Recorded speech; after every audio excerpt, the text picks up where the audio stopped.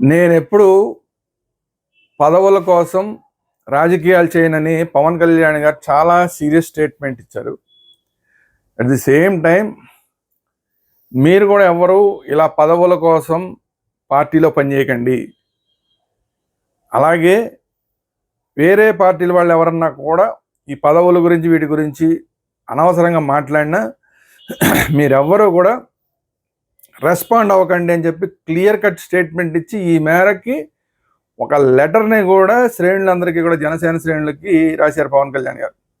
ఇది ఎందుకు రాశారు, ఎందుకు రాయాల్సి వచ్చింది, దాని గురించి మాట్లాడుకునే ముందు మన ఛానల్ వేదాంత ఛానల్ని ఇమీడియట్గా సబ్స్క్రైబ్ చేసుకోండి. వేదాంత ఛానల్లో ఇలాంటి పొలిటికల్ రివ్యూలు మాత్రమే కాకుండా సినిమా రివ్యూలు, క్రికెట్కి సంబంధించిన రివ్యూలు, భక్తి ఆధ్యాత్మిక సంబంధమైన అంశాలు, మోటివేషనల్ వీడియోస్ ఇలాంటివన్నీ వస్తుంటాయి. కాబట్టి వేదాంత ఛానల్ ఇమీడియట్గా సబ్స్క్రైబ్ చేసుకోండి. At the same time bell icon నొక్కండి. బెల్ ఐకాన్ నొక్కితే మీకు ఎప్పటికప్పుడు కొత్త వీడియోలు అప్లోడ్ అవ్వగానే మీకు మెసేజ్ వస్తుంది. అట్ ది సేమ్ టైం మాకు మిగతా అన్నీ అక్కర్లేదండి, ఓన్లీ పొలిటికల్ మాత్రమే మాకు ఇంట్రెస్ట్ అంటే పొలిటికల్ వేదాంత ఛానల్ ఉంది, దాన్ని సబ్స్క్రైబ్ చేసుకోండి, దాన్ని కూడా బెల్ ఐకాన్ నొక్కండి. Thank you very much. ఇంకా అసలు మెయిన్ వీడియోలోకి వెళ్తే పవన్ కళ్యాణ్ గారు శ్రేణులందరికీ, శ్రేణులందరికీ కూడా ఒక లెటర్ని రాశారు. దాంట్లో ఆయన క్లియర్గా చెప్పిందంటే ఈ మధ్య చాలా 10-15 రోజుల క్రితం నుంచి కూడా ఒక చర్చ నడిచింది. డిప్యూటీ సీఎంగా లోకేష్ గారికి ఇవ్వాలని, లేదంటే లోకేష్ గారికి ఎలా ఇస్తారు, మా పవన్ కళ్యాణ్ గారు ఉండంగా అని చెప్పి జనసేన శ్రేణులు, అసలు లోకేష్ గారిని సీఎం చేయాలని చెప్పి తెలుగుదేశం వాళ్ళు, అసలు లోకేష్ గారిని సీఎం చేయడం ఏంటి, మా పవన్ కళ్యాణ్ గారు నెక్స్ట్ సీఎం అని చెప్పి జనసేన వర్గాలు, ఇట్లా రకరకాల రచ్చ జరిగింది. ఆల్రెడీ తెలుగుదేశం పార్టీ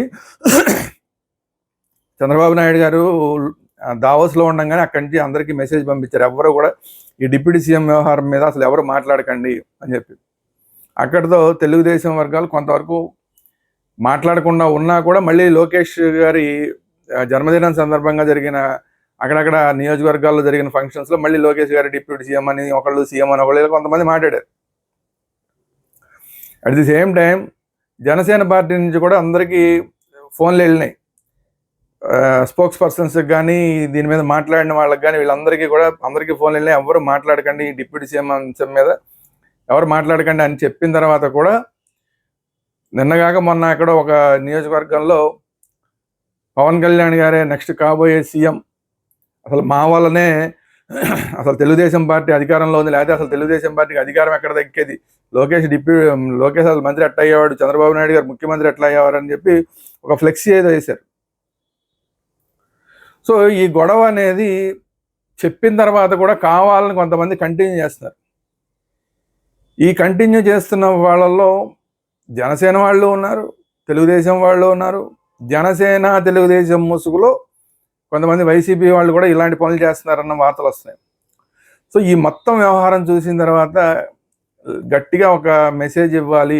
మామూలుగా ఫోన్లు చేసి ఎవరైతే ఒకళ్ళిద్దరు 10 మంది మాట్లాడారో వాళ్ళకి ఫోన్ చేసి ఇంటర్నల్గా చెప్పడం మాత్రమే కాకుండా డైరెక్ట్గా ఒక లెటర్ రాస్తేనే ఇది కంట్రోల్ అవుతుందని చెప్పి ఇప్పుడు పవన్ కళ్యాణ్ గారు మొత్తం జనసేన శ్రేణులన్నిటికీ కూడా ఒక లెటర్ ద్వారా చెప్పారు, ఎవ్వరు కూడా పొత్తుకి సంబంధించిన అంశాల మీద ఎవ్వరు మాట్లాడద్దు, పొత్తుకు సంబంధించిన అంశాలన్నీ కూడా పైన అధిష్టానాలు చూసుకుంటాయి, కింది శ్రేణులు ఎవరో కూడా పొత్తుకి విచ్ఛిన్నం కలిగించే అంశాలు ఎవరో కూడా మాట్లాడద్దు అని చెప్పి దాంట్లో క్లియర్గా చెప్పడం జరిగింది. అది సోషల్ మీడియాలో అయినా సరే ఎక్కడా కూడా మాట్లాడద్దు అని స్పష్టంగా చెప్పారు. అది కాకుండా అసలు ఈ పదవుల గురించి చర్చ అసలు అనవసరం, ఎందుకంటే నేను ఎప్పుడు స్వయంగా పదవుల కోసం రాజకీయం చెయ్యలేదు, ఇక ముందు కూడా చేయను అని చెప్పి పవన్ కళ్యాణ్ గారు చెప్పారు. అదేదో ఆటోమేటిక్గా వచ్చిందంతే. ఇప్పుడు 21 సీట్లు గెలిచారు, 100% స్ట్రైక్తో గెలిచారు కాబట్టి మెయిన్గా కూటమిని కలపడంలో ఆయనదే ప్రధానమైన పాత్ర. అంటే 3 పార్టీలు తెలుగుదేశాన్ని, బీజేపీని, జనసేనని కలపడంలో ఆయనే ప్రముఖమైన పాత్ర వహించారు. అలాగే ఆయన వల్లనే ఈరోజు ఆయన కలవడం వల్లనే ఒక కూటమి ఏర్పడడం వల్లనే వైసీపీ ఓడిపోయి ఇప్పుడు కూటమి ప్రభుత్వం అధికారంలోకి వచ్చింది. సో అందువల్ల ఆయనకి ఆటోమేటిక్గా చంద్రబాబు నాయుడు గారు సీనియర్ కాబట్టి ఆయన ముఖ్యమంత్రి పదవి వచ్చింది. ఎక్కువ ఎమ్మెల్యేలు కూడా వాళ్ళకే ఉన్నారు, 135 ఎమ్మెల్యేలు ఉన్నారు కాబట్టి తెలుగుదేశం పార్టీకి ముఖ్యమంత్రి పదవి వచ్చింది. 21 ఎమ్మెల్యేలతో 100% స్ట్రైక్ రేట్తో గెలిచి వచ్చారు కాబట్టి పవన్ కళ్యాణ్ గారి పార్టీకి, పవన్ కళ్యాణ్ గారికి ఉప ముఖ్యమంత్రి పదవి వచ్చింది. అంతే తప్ప ఆ ఉప ముఖ్యమంత్రి పదవి వస్తుందనో ముఖ్యమంత్రి పదవి వస్తుందనో ఏనాడు పవన్ కళ్యాణ్ గారు నేను రాజకీయాలు చేయలేదని అని చెప్పింది. ఎందుకంటే మొదట్లోనే ఎలక్షన్కి ముందే చెప్పేశారు, మన కూటమి తరపున గెలిస్తే కనుక చంద్రబాబు నాయుడు గారు ముఖ్యమంత్రి స్వయంగా పవన్ కళ్యాణ్ గారు ముందే చెప్పారు. ఆ తర్వాత కూడా ఇంకా ఈ డిప్యూటీ సీఎం అని పవన్ కళ్యాణ్ గారు ఎక్కడికి వెళ్ళినా సీఎం అని అరవడం, ఇదంతా కూడా ఏంటంటే పవన్ శ్రేణుల్లో కొంచెం ఉత్సాహం చూపించడానికి పనికి వస్తుంది తప్ప సీరియస్గా దీని మీద సోషల్ మీడియాలో పోస్టులు పెట్టేయడం, లేదంటే కూటమిలోని పక్క పార్టీలను తిట్టేయడం, ఇవన్నీ కూడా కరెక్ట్ కాదు. సో దానికోసం అని చెప్పి పవన్ కళ్యాణ్ గారు క్లియర్గా చెప్పడం జరిగింది, ఎక్కడ కూడా సోషల్ మీడియాలో పక్క పార్టీలని, అంటే కూటమిలో ఉన్న పక్క పార్టీలను విమర్శించొద్దు, ఈ పదవుల గురించి నా పోస్టులు పెట్టద్దు, నేనే అసలు ఈ పదవుల కోసం ఎప్పుడు పనిచేయలేదు, ఇక ముందు కూడా పనిచేయనని చెప్పారు. అంటే ఆయన ఎంత నిస్వార్థంగా ఉన్నారు పవన్ కళ్యాణ్ గారు అనేది ఆయన రాజకీయ ప్రస్థానాన్ని మనం చూస్తే తెలుస్తుంది. ఎందుకంటే 2014 కన్నా ముందే 2014 ఎలక్షన్లప్పుడు యాక్చువల్గా పోటీ చేయవలసింది, కానీ అప్పుడున్న పరిస్థితుల్లో మనం ఇంకా పార్టీ నిలదొక్కుకోలేదు. ఇలాంటి టైంలో మనం పోటీ చేసి అనవసరంగా గెలిచే పార్టీని, అంటే అప్పట్లో తెలుగుదేశానికి అనుకూలంగా తెలుగుదేశం గెలిచేదాన్ని కూడా ఓడిచేస్తే మన వల్ల ఓడిపోతుంది, వైసీపీ అధికారంలోకి వస్తుందన్న ఉద్దేశంతో అసలు ఎలక్షన్లో అసలు నేను పోటీ చేయను, నాకు అధికారం కోసం కాదు ప్రశ్నించడం కోసమే వచ్చామని చెప్పి అసలు మొదట్లోనే పవన్ కళ్యాణ్ గారు పార్టీ పెట్టినప్పుడే ప్రకటించారు, పదవుల కోసం కాదు, ఏదో ముఖ్యమంత్రి అధికారం కోసం కాదు, ప్రశ్నించడానికి మేము పార్టీ పెట్టామన్నారు. అప్పుడే పోటీ చేయలేదు, అప్పుడు పోటీ చేస్తుంటే అప్పుడు ఆయన గెలిచేవారు. అప్పుడు ఎలక్షన్ అయిపోయిన తర్వాత కూడా కేంద్ర మంత్రి పదవి ఆఫర్ చేశారు మోడీ గారు ఫస్ట్ టైం వచ్చినప్పుడే, అప్పుడు తీసుకోలేదు. రెండోసారి కూడా వచ్చినప్పుడు రెండోసారి విడివిడిగా ఉన్నారు, 2 చోట్ల పోటీ చేశారు, ఓడిపోయారు. అప్పుడు కూడా ఎక్కడ కూడా ఆ తర్వాత పదవుల కోసం పనిచేయలేదు ఆయన. ఆ రెండోసారి వచ్చినప్పుడు కూడా తర్వాత ఎప్పుడైతే భారతీయ జనతా పార్టీతో మళ్ళీ సౌతుభావ వాతావరణం మధ్యలో చిన్న తేడాలు వచ్చినా కూడా 2019 ఎలక్షన్లో వచ్చిన తేడాలు ఉన్నా, ఎలక్షన్లు అయిపోయిన తర్వాత ఎప్పుడైతే కలిసిపోయారో అప్పటి నుంచి కూడా ఆయనకి మళ్ళీ కేంద్ర మంత్రి పదవి ఆఫర్ ఉంది, కానీ ఎప్పుడూ ఆయన దాన్ని ఒప్పుకోలే. ఈ రోజు వస్తే ఈ రోజుకి కూడా ఆయన కేంద్రంలో మంత్రి పదవి ఆఫర్ ఉన్నది, కానీ దాన్ని ఆయన ఒప్పుకోవట్లేదు. నాకు వద్దు, నేను నా రాష్ట్రాన్నే ముందు చూసుకుంటాను, నా రాష్ట్రాన్ని ముందు బాగు చేసుకున్న తర్వాత అప్పుడు అక్కడికి వస్తాను అన్నట్లుగా ఆయన.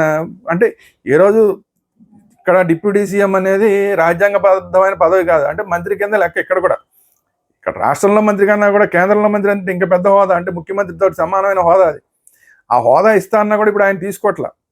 అందుకనే ఆయన క్లియర్గా చెప్తున్నారు, నేను అసలు రాజకీయాలు పదవుల కోసం చేయట్లేదు, మీరు కూడా రాజకీయాల కోసం పార్టీల్లో పనిచేయకండి.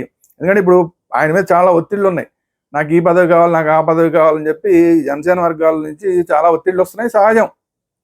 ఎందుకంటే చాలామంది పనిచేశారు, పార్టీ మొత్తం రాష్ట్రం అంతా వస్తుంది, రాష్ట్రం అంతా కూడా పోటీ చేస్తుందన్న ఉద్దేశంతో అన్ని నియోజకవర్గాల్లో ఖర్చులు పెట్టి నానా బాధలు పడి పోటీ పనిచేసిన వాళ్ళు ఉన్నారు. సహజంగా వాళ్ళందరూ కూడా పదవులు ఆశిస్తారు. అందుకే ఆయన ఆ ప్రెషర్ని కూడా తగ్గించుకోవడానికి, ఒకటేమో ఈ డిప్యూటీ సీఎం అన్న చర్చ తెలుగుదేశానిక లేకపోతే జనసేనక అన్న చర్చని తగ్గించడానికి, ఒకటి విత్ ఇన్ ది పార్టీ ఏదైతే ఆయన మీద ఒత్తిడి ఇస్తుందో, నాకు ఈ చైర్మన్ పదవి ఉండి ఆ చైర్మన్ పదవి, ఇలాంటి రకరకాలైన ఏవైతే ఒత్తిళ్ళు వస్తున్నాయో వాటన్నిటిని కూడా కొంచెం తగ్గించడం కోసం, అందరినీ కొంచెం కూల్ చేయడం కోసం చెప్పింది అనమాట. నేను ఎప్పుడూ కూడా పార్టీలో రాజకీయాల కోసం, నేను పార్టీలో పదవుల కోసం రాజకీయాలు చేయను, అలాగే మీరు కూడా చేయకండి అని ఆయన మెసేజ్ ఇవ్వడం కోసం అని చెప్పి ఆ లెటర్ రాయడం జరిగింది. సో పవన్ కళ్యాణ్ గారు మెసేజ్ ఇవ్వడం వెనకాల, లెటర్ రాయడం వెనకాల ఆయనకున్న ఇబ్బందులు ఏంటి, ఆయనకున్న బాధ్యతలు ఏంటి, ఆయన ఎలాంటి పరిస్థితుల్లో ఇప్పుడు ఆంధ్రప్రదేశ్ రాష్ట్రంలో పనిచేస్తున్నారు, ఎంత బాధ్యతాయుతంగా పనిచేస్తున్నారు, ఎట్లాంటి ఒత్తిళ్ల మధ్య పనిచేస్తున్నారు, వీటన్నిటిని అర్థం చేసుకుని కూటమికి విచ్ఛిన్నం కలిగేలాంటి మాటలు ఎవరు మాట్లాడకుండా ఉంటే మంచిదని చెప్పి జనసేన వర్గాలందరికీ కూడా ఆయన సూచించారు. మరి జనసేన వర్గాలు దీన్ని ఏమాత్రం పట్టించుకుంటాయి, అలాంటి సోషల్ మీడియాలో పోస్టులు పెట్టకుండా ఉంటాయనేది చూడాల్సింది. రెండోది, ఈ వితిన్ ది పార్టీ పదవుల కోసం ఎవరైతే పోటీ పడుతున్నారో వాళ్ళందరూ కొంచెం తగ్గి పదవుల కోసం కాకుండా పార్టీ కోసం పనిచేయాలన్న లైన్లోకి వాళ్ళని తీసుకురావడం అనేది ఇప్పుడు ఈ లెటర్లో ఒక ఉద్దేశం. మరి నాయకులు కూడా పార్టీ లైన్లోకి వస్తారా, లేదంటే ఇంకా పదవులు అని చెప్పి ఒత్తిడి పెంచుతూ ఉంటారా ఆయన మీద ఏంటనేది చూడాల్సిన అవసరం ఉంది. ఇంకొకటి ఏంటంటే ఈ లెటర్ ద్వారా తన శ్రేణులకు చెప్పడం మాత్రమే కాకుండా కూటమిలో పార్టీలకి అంటే ఇండైరెక్ట్గా తెలుగుదేశం పార్టీకి కూడా ఈయన మెసేజ్ పంపించారు. నా పార్టీని నేను కంట్రోల్ చేసుకుంటున్నాను, మీ పార్టీని కూడా మీరు కంట్రోల్ చేసుకోండి అని చెప్పి తెలుగుదేశం వర్గాలకు కూడా ఈ లెటర్ ద్వారా ఆయన ఒక ఇండైరెక్ట్ మెసేజ్ పంపించినట్టయింది. సో చూద్దాం ఏం జరుగుతుందో. తెలుగుదేశం వాళ్ళు కూడా దీని మీద పూర్తిగా కంట్రోల్ అయ్యి ఏదైతే ఈ కూటమిని విచ్ఛిన్నం చేసేలాగా సోషల్ మీడియాలో పోస్టులు పెట్టడం కానీ, మీడియాలో మాట్లాడడం కానీ ఇలాంటివన్నీ చేయకుండా ఉంటారేమో చూడాలి. సో ఈ లెటర్ని సీరియస్గా తీసుకుని జనసేన నాయకులు కార్యకర్తలు సీరియస్గా తీసుకుని పవన్ కళ్యాణ్ గారి ఆజ్ఞలకు అనుగుణంగా పనిచేస్తారో లేదో చూద్దాం. At the same time Telugu Desam వాళ్ళు కూడా ఈ లెటర్లో ఉన్న ఆయన ఇచ్చిన మెసేజ్, ఇండైరెక్ట్ మెసేజ్ ఏదైతే ఉందో దాన్ని తీసుకుని ఈ డిప్యూటీ సీఎం అనే దానికి, లేదా సీఎం లోకేష్ గారి సీఎం అని, ఇట్లా డిప్యూటీ సీఎం అని ఇలాంటి అనవసరమైన చర్చకి ఫుల్ స్టాప్ పెడతారా లేదా చూద్దాం. ఏం జరుగుతుందో చూద్దాం. ఈ లెటర్ యొక్క ఇంపాక్ట్ అనేది ఆంధ్రప్రదేశ్ రాజకీయాల మీద ఎలా ఉంటుందో రాబోయే కొద్ది రోజుల్లో చూద్దాం. ఇది ఈరోజు వీడియో. ఈ వీడియో కనుక మీకు నచ్చినట్టయితే లైక్ చేయండి. మీ అభిప్రాయాలు ఏంటి అనేది కామెంట్ రూపంలో తెలియజేయండి. అట్ ది సేమ్ టైం మన ఛానల్ వేదాంత ఛానల్ని సబ్స్క్రైబ్ చేయండి. At the same time bell icon నొక్కండి. లేదు మాకు పొలిటికల్ అంశాలు మాత్రమే కావాలంటే పొలిటికల్ వేదాంత ఛానల్ని సబ్స్క్రైబ్ చేసుకోండి, బెల్ ఐకాన్ నొక్కండి. వేదాంత ఛానల్ అయితే పొలిటికల్ అంశాలతో పాటు అన్ని రకాల ఇతర అంశాలు, క్రికెట్ రివ్యూలు, సినిమా రివ్యూలు, భక్తి, ఆధ్యాత్మిక అన్ని రకాల అంశాలు కూడా వేదాంత ఛానల్లో ఉంటాయి. So Vedanta channel immediate subscribe చేయండి. At the same time bell icon నొక్కండి. Thank you very much.